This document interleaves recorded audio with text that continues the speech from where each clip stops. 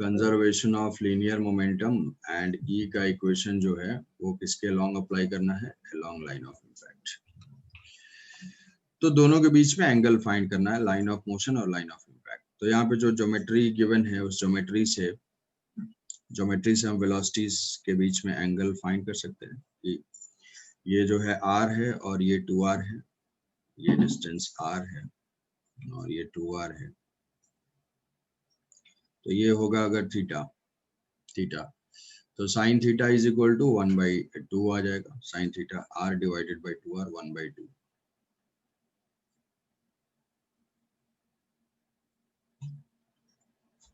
तो ये इसकी जो वेलोसिटी है 4 मीटर पर सेकेंड और ये 2 मीटर पर सेकेंड। ये एंगल 30 डिग्री। साइन थीटा ये फाइंड किया था, यहाँ से ये डिस्टेंसेस थे, तो sine theta is equal to 1/2। तो ये r 2r यहाँ से 30 डिग्री आएगा।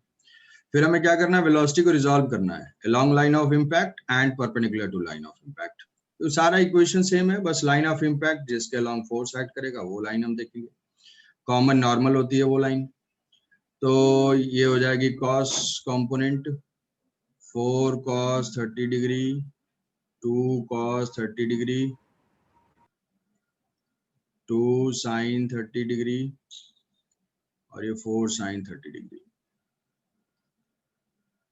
तो ये दोनों कंपोनेंट अनचेंज रहेंगे। फोर्सेस जो भी एक्ट करेंगे वो लाइन ऑफ इम्पैक्ट के अलोंग। तो परपेंडिकुलर वाले कंपोनेंट पे कोई फोर्स नहीं है, जिसको हम बोल सकते हैं कि टेंजेंशियल कंपोनेंट। टेंजेंट मतलब ये जो टेंजेंट है इस कॉन्टैक्ट सरफेस के टेंजेंट परपेंडिकुलर उस डायरेक्शन में होगी, तो ये टेंजेंशियल कंपोनेंट या पैरेलल परपेंडिकुलर कंपोनेंट को नो इफेक्ट, तो ये सेम रहेंगे। तो आफ्टर कोलिजन में हम देखेंगे, आफ्टर कोलिजन में ये दोनों कंपोनेंट सेम ड्रॉ कर देंगे। ये 4 sin 30 डिग्री तो ये हो जाएगा 2 और ये 2 sin 30 डिग्री तो ये हो जाएगा 1। अब कोलिजन के बाद दोनों की वेलोसिटी की बात होती है कि दोनों की वेलोसिटी, ये तो पहले ऐसे आ रहा है, ये आ जाएगा 2√3 और ये हो जाएगा सिर्फ √3। आफ्टर कोलिजन में वेलोसिटी कुछ भी एज्यूम कर लो किसी भी डायरेक्शन में, जैसे भी हो। हम इसको मान लेते हैं कि कोलाइड करने के बाद ये ऐसे ऐसे जा रहा है, v1 v2। ये डायरेक्शन अगर दिखाओगे इसका मतलब ऑब्वियसली क्या है, कोलिजन कंप्लीट हो चुका है, फर्दर कोलिजन नहीं होना है। तो क्या होगा, ये v1 मोर देन v2 होगा, v1 more than v2। Yes sir. After collision में v1 more than v2। Before collision अगर होता, जो भी u1 u2 अगर हम लेते हैं, अब अगर आपने पहले बताया था कि जब ऑब्लिक कोलिजन होता है तो वो 90 डिग्री पे एंगल पे वो दोनों मतलब मूव करेंगे आफ्टर कोलिजन। बता रहा कब, वो पहले इलास्टिक कोलिजन में पार्टिकल्स के बीच में कोलाइड हो रहा है तो। हाँ सर। वो था, वहां पे ऐसा कुछ नहीं था। वो था अगर दो पार्टिकल बहुत ही छोटे साइज के हैं, अगर पार्टिकल्स अगर कोलाइड कर रहे हैं, ऑब्लिक कोलिजन है, एक स्टैटिक है और दूसरा मूविंग है, तो वो 90 डिग्री पे जाएंगे। वो था same mass equal to 1, mass m1 m2 same, और उस केस में दोनों परपेंडिकुलर। वो बहुत स्पेसिफिक केस था, एक स्पेसिफिक केस। अब ये जो अप्रोच है वो जनरल बता रहा हूँ किसी भी टाइप के सिचुएशन में सॉल्व करने के लिए, वो एक स्टैंडर्ड रिजल्ट स्पेसिफिक केस के लिए। सर मतलब ऑल अप्रोच से सॉल्व करने से इसका आंसर नहीं निकलेगा? नहीं भाई, वो वाला अप्रोच क्या, वो वाला अप्रोच लगाया इसमें? उस वाले अप्रोच में तो ना ई था ना डायमेंशन था, कुछ भी नहीं था। तो ये v1 v2 कोलिजन के बाद की वेलोसिटीज डिनोट कर लिया, कोलिजन से पहले की वेलोसिटी डिनोट कर लिया। अब कंजर्वेशन ऑफ लीनियर मोमेंटम का इक्वेशन बताओ। कंजर्वेशन ऑफ लीनियर मोमेंटम इस लाइन के लॉन्ग, तो क्या होगा, डायरेक्शन के साथ लिखना होगा। तो एक जो है पॉजिटिव होगा, ये दूसरी नेगेटिव होगी डायरेक्शन, इसी लाइन के लॉन्ग ले लेंगे। तो व्हाट इज इनिशियल मोमेंटम, इसका मास कितना है? इसका मास जो है वो 2 kg है, ये 2 kg है। तो 2 kg एंड 4 kg, ये 2 kg है और ये 4 kg।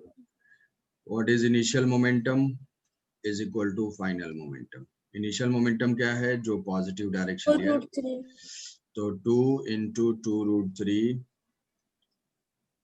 पॉजिटिव और ये डायरेक्शन, ये मोमेंटम जो है वो नेगेटिव डायरेक्शन में है, तो negative minus yes 4 into √3 4√3 is equal to V1, तो ये होगा 2 into V1 plus 4 into V2। तो इस इक्वेशन से देखो 2√3 4√3 minus 4√3 ये 0 हो जाएगा, ये जो है यस 0 हो जाएगा। ये 0 होने का मतलब क्या है कि अब ये चीज तो पहले भी अगर यहाँ से देखोगे भाई कि अगर इस प्लेन में है कोई दो पार्टिकल जो है, ये दोनों पार्टिकल कोलाइड कर रहे हैं, 4 kg की वेलोसिटी 2 है और 2 kg की वेलोसिटी 4 है, मतलब एक के पास मोमेंटम 8 है इस डायरेक्शन में और दूसरे पार्टिकल के पास मोमेंटम भी 8 है बट डायरेक्शन अपोजिट है। तो दोनों अगर 8 मोमेंटम है तो इनका नेट मोमेंटम सम क्या होगा, वो 0 ही होगा। तो अब चाहे वो हम किसी भी डायरेक्शन में देखें तो हमेशा उसका जो मोमेंटम का सम होगा वो 0 ही आएगा, जैसा कि यहाँ पे भी आ रहा है। तो ये जो है इनिशियल मोमेंटम और फाइनल मोमेंटम ये लिख लिया, तो एक इक्वेशन तो यहाँ से मिल गया 2v2 plus v1 is equal to 1, ये है equation number 1। Next coefficient of restitution का इक्वेशन बताओ, क्या लिखेंगे? कोएफिशिएंट ऑफ रेस्टिट्यूशन का equation, relative speed of separation V1 minus V2 by ये U, भी U1 minus U2। हाँ भाई, रटने से अच्छा यहाँ पे वो फॉर्मूला छोड़ो, वो तो हो गया वो हेड ऑन के लिए। यहाँ पे ये जो है relative speed of separation V2 greater than V1, तो ये क्या होगा? V2 minus V1 relative speed of separation वो क्या हो जाएगी? V2 minus V1 divided by, यहाँ पे रिलेटिव स्पीड ऑफ अप्रोच, किस स्पीड से अप्रोच करेंगे, ये दोनों अपोजिट डायरेक्शंस में है, तो ये है 2√3 प्लस √3, ये 3√3, ये 3√3, इसमें वैल्यूज पुट करेंगे 1/2, ये V2 minus V1 by 3√3, ये इक्वेशन नंबर 1। दोनों को सॉल्व करना है, तो 2v2 plus यहाँ पर v1 2v2 is plus equal to, v1 is equal to 0 होगा ना? हाँ यार, हाँ ये तो 0 होगा,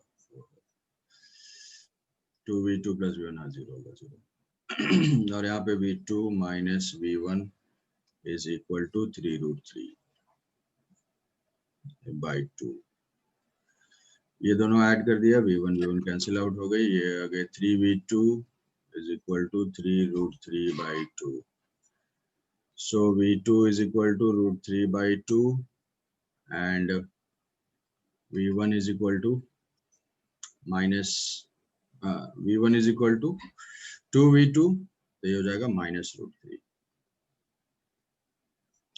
-√3 मीटर पर सेकेंड और √3 मीटर पर सेकेंड, v2 हो गई, ये v2 जो रिप्रेजेंट किया है वो 4 kg का है, v2 जो है वो है 3√3 by 2 और √3, तो ये वेलोसिटीज नोट कर देंगे इसको कि आफ्टर कोलिजन इसकी जो स्पीड हो गई ये है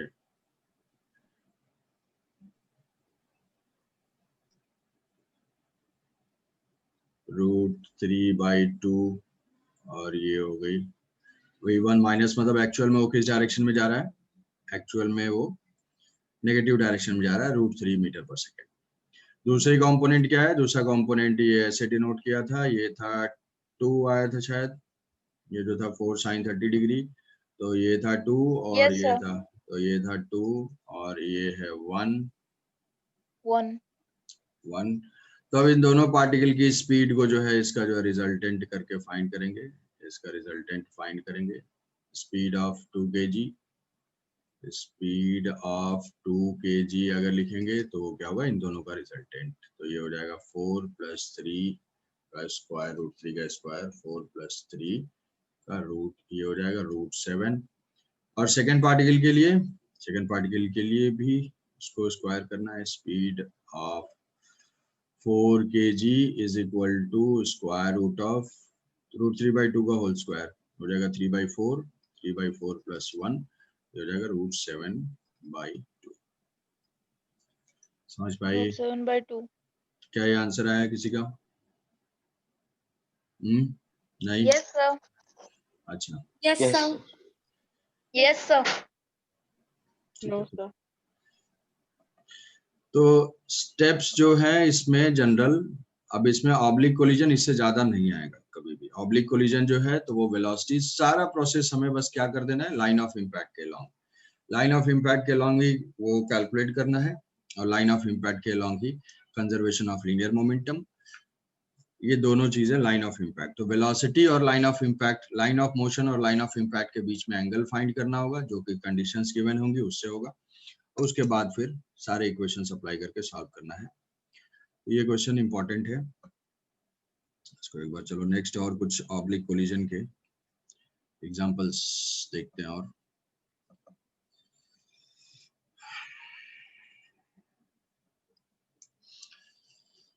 जैसे एक सरफेस है ये,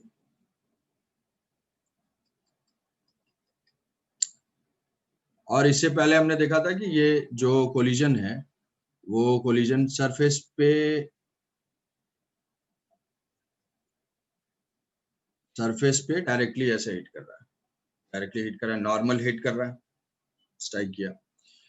अब यहां से कोई पार्टिकल जो है वो स्ट्राइक करता है ऐसे, ये वेलोसिटी से, किसी वेलोसिटी से, यहाँ पे ये v0 स्पीड से ये आया, v0 स्पीड से, ये वर्टिकल से किसी एंगल पे है, ये थीटा पे स्ट्राइक किया, and coefficient of restitution for collision is e, यहाँ पे जो कोलिजन है वो e है। तो यहाँ से ये स्ट्राइक करने के बाद इसकी स्पीड हो गई कुछ v1, इसकी स्पीड हो गई v1, और ये हो गया अल्फा। तो हमें क्या करना है, हमें करना है कि find v1 and alpha, find v1 and alpha. v1 find करना है, find the velocity after collision, velocity after collision and angle of reflection, ये दोनों चीज फाइंड करना है। तो ये किस टाइप का कोलिजन है, ये जो कोलिजन है वो ऑब्लिक कोलिजन है। कैसे पता ऑब्लिक कोलिजन है भाई, यहाँ पे जो लाइन ऑफ इम्पैक्ट है, क्या है line of impact, line of impact ऐसे देखोगे, जो नॉर्मल होगा तो यहाँ पे ये नॉर्मल है, ये लाइन ऑफ इम्पैक्ट है, और वेलोसिटी किस डायरेक्शन में है, वेलोसिटी इसके लाइन के लॉन्ग है, ये है line of motion, line of motion is at an angle theta. तो line of motion and line of impact different है। तो इसमें क्या करेंगे, हम लाइन ऑफ इम्पैक्ट के लॉन्ग सब कुछ देखते हैं। तो लाइन ऑफ इम्पैक्ट के लॉन्ग वेलोसिटी को रिजॉल्व करना होगा, तो ये हो जाएगा v0 cos थीटा, और ये हो जाएगा v0 sin थीटा। अब इंपल्स जिस लाइन के लॉन्ग होगा, लाइन ऑफ इम्पैक्ट के लॉन्ग इंपल्स होगा, तो जो भी मोमेंटम में चेंज होगा, वेलोसिटी में जो भी चेंज होगा, वो किसी भी पार्टिकल का इसी के लॉन्ग होगा। तो कोलिजन के बाद ये कोलिजन किस वेलोसिटी के कंपोनेंट को अफेक्ट कर पाएगा, विच is along the line of impact, और बोल सकते हैं सरफेस के परपेंडिकुलर डायरेक्शन में जो होगा। पहले क्या था, पहले जो है वो परपेंडिकुलर डायरेक्शन में ही फॉल कर रहा था। तो हमने क्या देखा था कि अगर v0 स्पीड से स्ट्राइक करेगा तो जो वेलोसिटी होगी कोलिजन के बाद वो क्या हो जाएगी, e times of v0, e times of v0। तो यहाँ पे भी क्या होगा, यहाँ पे जो कंपोनेंट परपेंडिकुलर है, ये जो है बिफोर, और ये कोलिजन हो जाएगी आफ्टर। तो जो सरफेस के परपेंडिकुलर होगा वो कंपोनेंट e टाइम्स हो जाएगा, मतलब ये वेलोसिटी क्या हो जाएगी, v0 से e v0 cos थीटा, और parallel component remains unchanged, parallel component ये हो जाएगा v0 sin theta. So what is the net direction of motion, direction of motion हम यहाँ से फाइंड कर लेंगे वेक्टर ट्रायंगल से। ये एंगल हमें अल्फा बताना है, तो इस ट्रायंगल में ये हो जाएगा अल्फा। तो यहाँ पे लिखेंगे tan अल्फा, tan अल्फा क्या होगा, tan alpha tan alpha is equal to v0 sin theta, v0 sin theta divided, v0 cos theta वो कैसे हुआ, सर वो क्या है, 1/e tan थीटा। तो जो tan अल्फा होगा वो हो जाएगा 1/e tan थीटा। तो ये बिफोर एंड आफ्टर की सिचुएशन है। यहाँ पे line of impact oblique collision में क्या है, सारा इक्वेशन लाइन ऑफ इम्पैक्ट के लॉन्ग अप्लाई करना है। तो पार्टिकल वाला अगर तुम्हें याद है तो ठीक है, नहीं है तो अगर कोफिशिएंट ऑफ रेस्टिट्यूशन का इक्वेशन अप्लाई करते हो, E is equal to velocity of separation, collide करने के बाद कौन सी वेलोसिटी चेंज होगी, जो सरफेस के परपेंडिकुलर होगी। तो सरफेस के परपेंडिकुलर वाले कंपोनेंट को तुम अज्यूम कर लो कि सरफेस के परपेंडिकुलर वाली वेलोसिटी v1 है। तो what is velocity of separation, velocity of separation जो है वो हो जाएगा v1, और ग्राउंड तो 0 पे है, v1 minus 0 divided by velocity of approach, किस वेलोसिटी से ये अप्रोच कर रहा है, तो कैसे आ रहा है, v0 cos थीटा से, तो ये हो जाएगा v0 cos थीटा।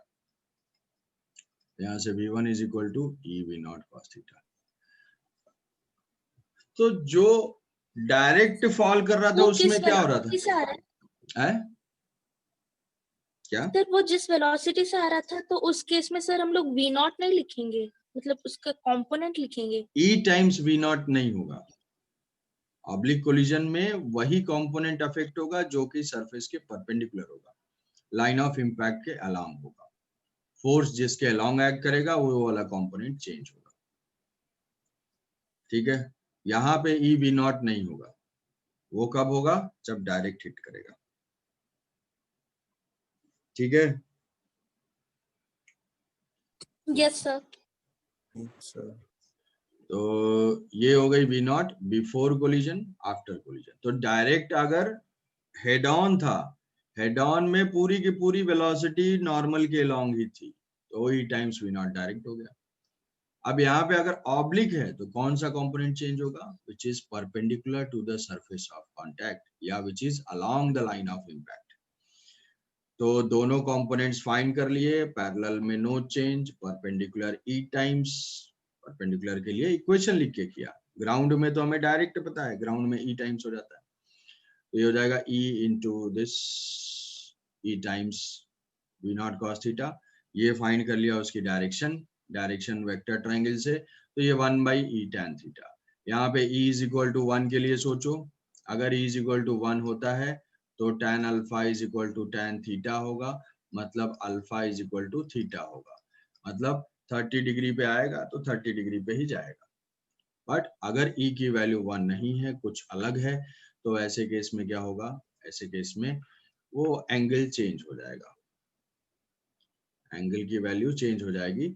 एग्जैक्टली जिस एंगल पे इंसिडेंट होगा हमेशा नहीं होगा, वो डिपेंड करेगा कोलिजन के ऊपर। अगर मैग्नीट्यूड फाइंड करना है मुझे, क्या करेंगे, v1 फाइंड करना है, कोलिजन के बाद की स्पीड, कोलिजन के बाद की स्पीड के लिए दोनों कंपोनेंट मुझे पता ही है, उसको स्क्वायर करके ऐड कर देंगे, v1 इज इक्वल टू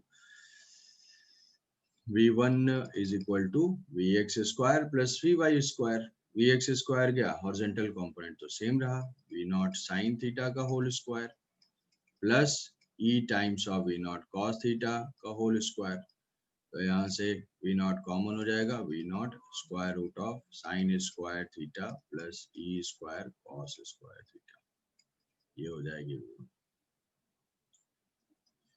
ठीक है, Yes, sir.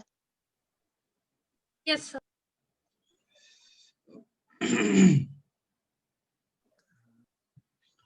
ये ऑब्लिक कोलिजन के लिए अप्रोच था। ऑब्लिक कोलिजन के लिए अप्रोच जैसे मान लो एक और हम अप्लाई कर लेते हैं, एक और जल्दी से क्विक, कि कोई प्रोजेक्टाइल है,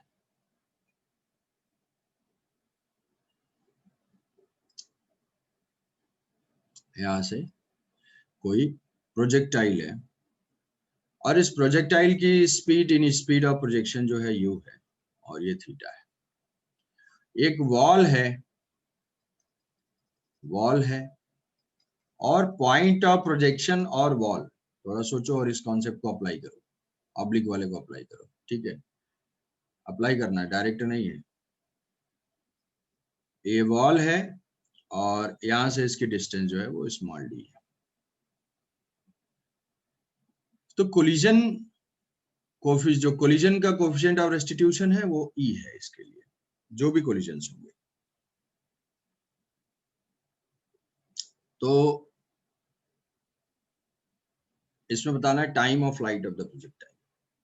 टाइम ऑफ फ्लाइट के जनरल क्या डेफिनेशन होती है, it is the duration for which particle has remained in the air, हवा में कितनी देर तक था वो, वही है टाइम ऑफ फ्लाइट। तो ये प्रोजेक्टाइल जाएगा, स्ट्राइक करेगा, स्ट्राइक करके वापस आएगा, तो मुझे बताना है कि what is the time of flight and range. Range in the sense कि टोटल कहां पे फॉल करेगा फ्रॉम द वॉल। तो ऐसा बोल सकते हैं कि ये ऐसे गया और कुछ कहीं पे भी किसी भी टाइप डी की वैल्यू कुछ रैंडम हो सकती है, कुछ भी हो सकती है, तो कम ज्यादा अकॉर्डिंगली वो एडजस्ट कर जाएगा।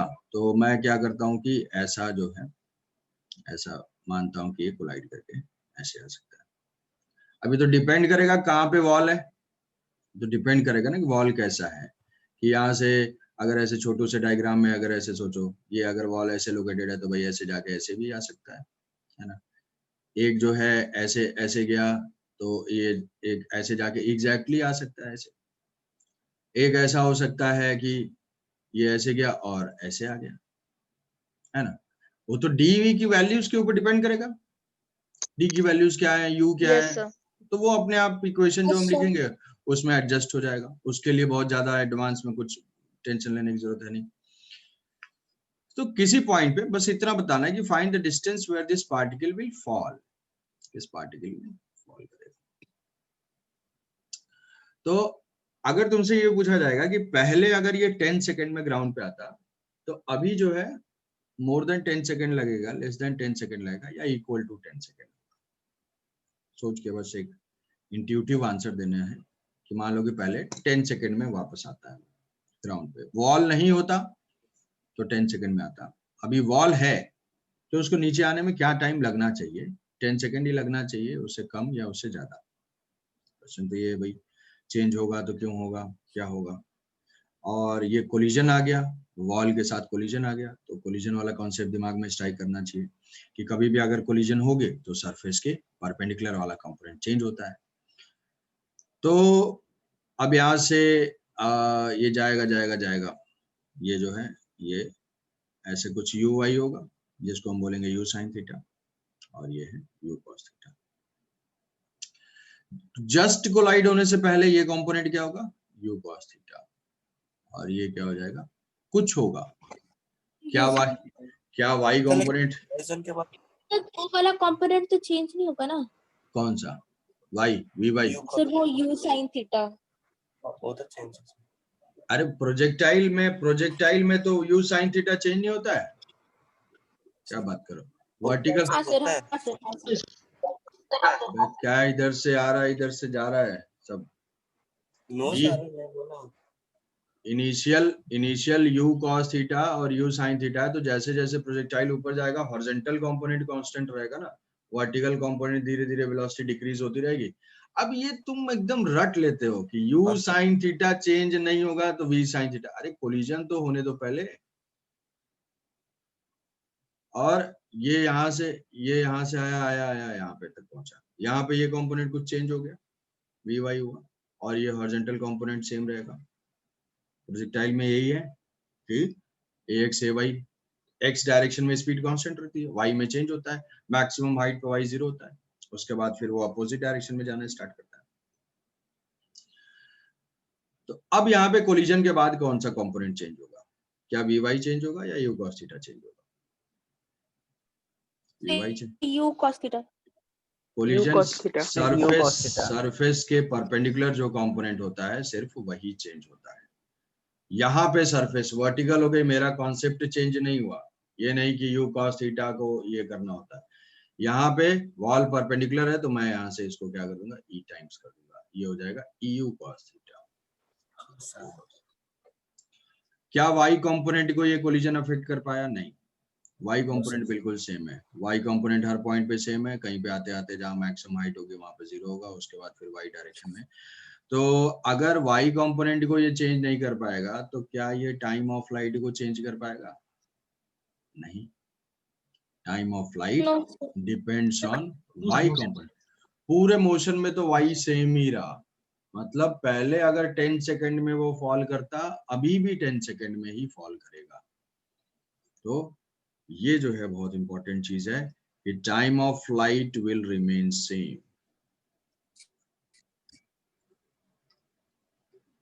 Time of flight will remain same. Time of flight same रहेगी as y component of velocity is not affected। ये चीज लिख लेना है, लिख दे रहा हूं, तुम तो लिख नहीं रहे होगे, 50% लोग तो लिख ही नहीं रहे होंगे। is not affected by collision। time of flight will remain the same as y component will not be affected due to collision। तो कोई फर्क नहीं पड़ेगा, टाइम हम डायरेक्ट लिख देंगे t is equal to 2uy, जो कि 2u sin theta by g। अगर टाइम ऑफ फ्लाइट नहीं चेंज हुआ तो मैक्सिमम हाइट भी नहीं चेंज होगा, वो भी तो y कंपोनेंट के ऊपर डिपेंड करता है, uy स्क्वायर बाई 2ay। तो जो ये हाइट होगी ना कभी भी यहाँ पे इसमें ये मैक्सिमम हाइट होगी, यहाँ पे इसमें ये मैक्सिमम हाइट होगी, इधर कुछ और मैक्सिमम हाइट होगी।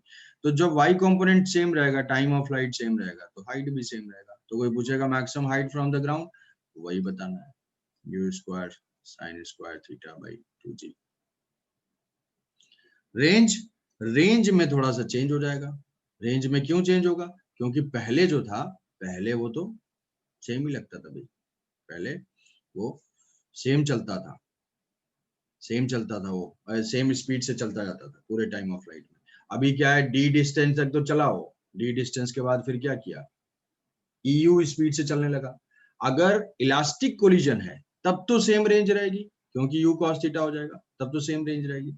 बट अगर इनइलास्टिक टाइप का हो गया, परफेक्टली इनइलास्टिक हो गया, कुछ होगा, तो ऐसे केस में वो क्या होगा, चेंज हो जाएगी। तो उसको कैसे फाइंड करेंगे, range to distance from the wall अगर फाइंड करना है, distance of the from the wall find करना है, इसको मैं कुछ लिख लेता हूँ कि ये वैल्यू जो है, इसको मैं बोलता हूँ कि कैपिटल D या यहाँ से R1 ऐसे बोल देता हूँ, R1।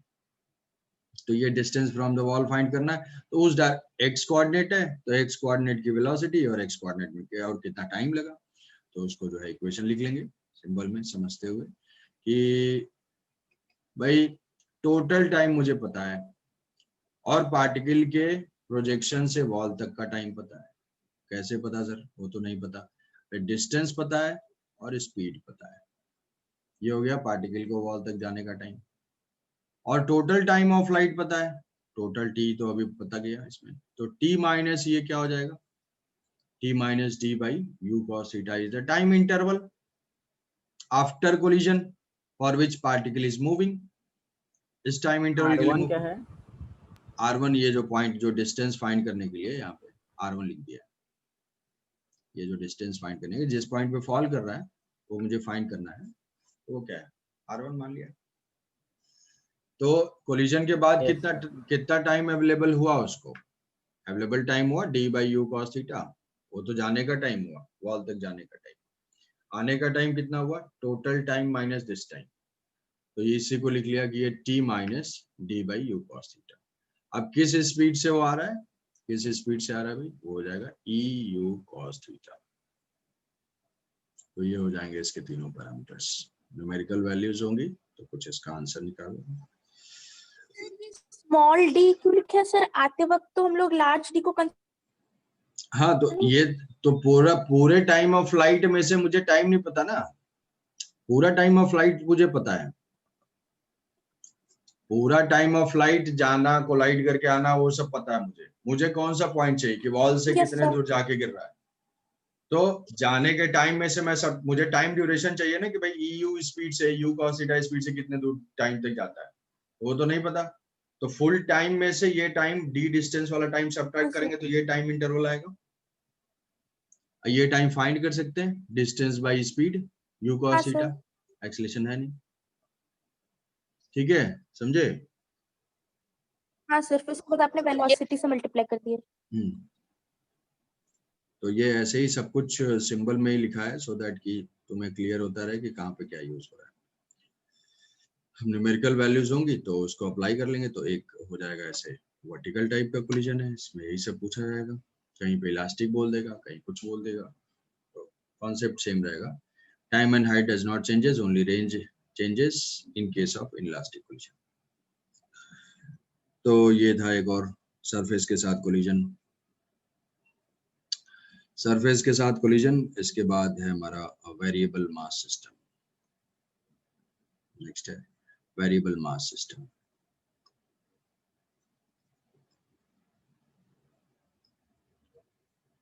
Variable mass system.